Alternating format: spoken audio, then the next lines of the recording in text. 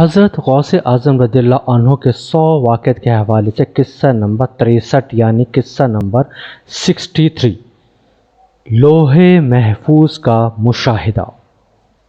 جواہر القلائد میں منقول ہے، حضور سیدنا غوث اعظم رحمۃ اللہ علیہ کی خدمت میں ایک عورت حاضر ہوئی اور آپ رحمۃ اللہ علیہ سے دعا کی درخواست کی کہ اس کے ہاں اولاد ہو۔ آپ رحمۃ اللہ علیہ نے مراقبے میں جا کر لوح محفوظ کا مشاہدہ کیا تو وہاں لکھا تھا کہ اس عورت کی قسمت میں اولاد نہیں ہے۔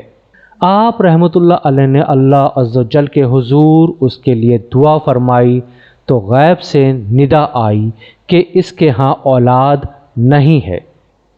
آپ رحمۃ اللہ علیہ نے اس کے حق میں دعا جاری رکھی، یہاں تک کہ غیب سے آپ رحمۃ اللہ علیہ کو ندا آئی کہ ہم نے آپ کی دعا کی بدولت اس کو 7 لڑکے عطا فرمائے۔ چنانچہ اس عورت کے ہاں یکے بعد دیگرے 7 لڑکوں کی پیدائش ہوئی۔